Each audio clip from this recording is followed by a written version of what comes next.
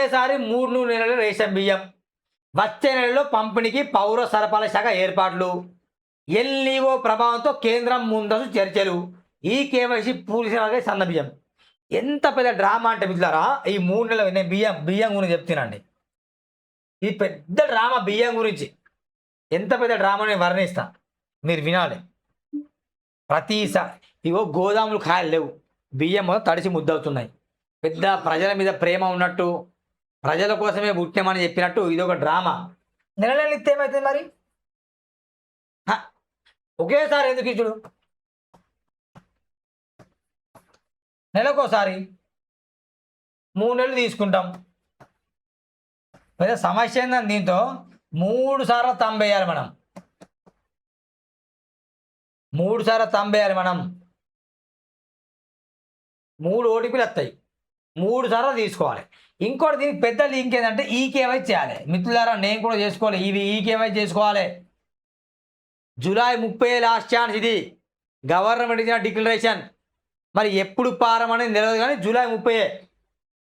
July 30 లోపు కుటుంబంలో ఉన్న అందరు వెళ్ళేసి ఈ రేషన్ డీలర్ షాప్లో వెళ్ళేసి వేలి ముద్ర బొటన వేలితో ఈ కేవై చేసుకోవాలి. ఒక్కడే సరిపోదు.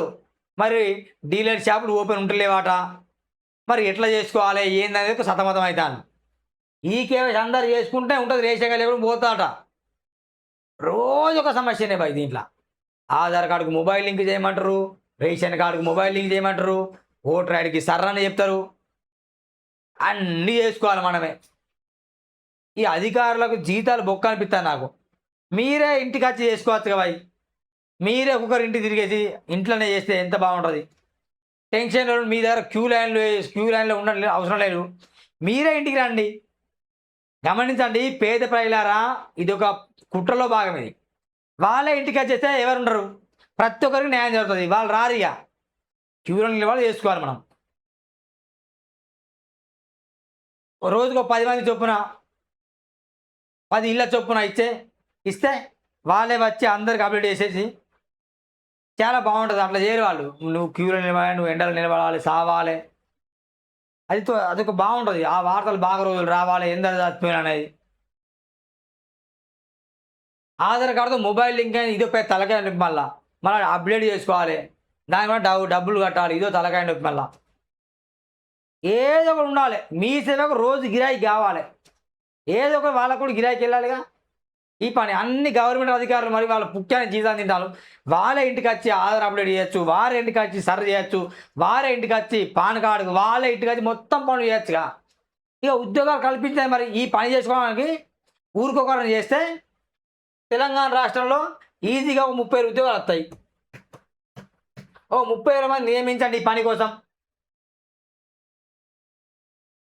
చేయరా పని. ఏమనంటే 3 నెలల బియ్యం ఫ్రీ. గోదాములలో స్థానిక కాలంలో ప్రజల ప్రేమతో 3 నెలలు బియ్యం ఇస్తాను. గోదాములో మురిగిపోయినప్పుడు మా ఇంట్లో మురిగిపో మరి ఆ బియ్యం. గోదాములో మురిగిపోయి ఇంట్లో మురిగిపో బియ్యం అయి అమ్ముకుంటాడు. రేషన్ దందా నడుస్తుంది. ఎవడన్నా తింటాడా ప్రభుత్వం? దీన్ని ప్రక్షాళన చేయండి. కిలోలు క్వింటాలు అమ్ముకుంటాడు బియ్యం. దాన్ని ప్రక్షాళన చేయండి మీరు. ఈ బియ్యం ఛత్తీస్గఢ్ పోతుంది, మహారాష్ట్ర పోతుంది. పోనీ ఒక పని చేయండి. ఈ 3 నెలలు బియ్యం ఇచ్చే 3 నెలలు గోధుమలు ఇవ్వండి మాకు. మంచిగా రొట్టెలు వేసుకొని తింటాం మేము. గోధుమలు ఇవ్వండి. ఇస్తారా గోధుమలు? ఈ బియ్యం ఎందుకు ఇస్తారు? గోధుమలు ఇవ్వండి. ప్లస్ ఏమేయాలి? చక్కెర ఇవ్వండి, పల్లీలు ఇవ్వండి, పుట్నాలు ఇవ్వండి.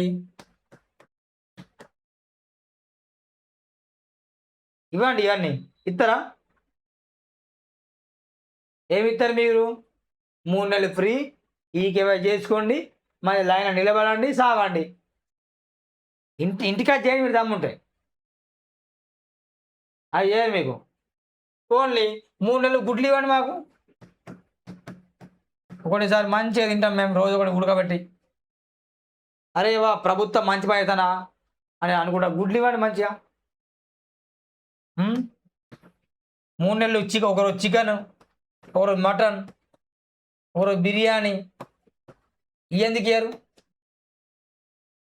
ఇవ్వరి వెరీ కాస్ట్లీ చీప్ ఇది. మురిగిపోతానే గోదాంలో కాలేవని చెప్పేసి 3 నెలలు ఒకసారి ఇచ్చేసి ఇక మా చెవిలో పువ్వు పెడతాను మీరు. ఏమనున్నారా మీరు అర్థం కాదు. ఫు.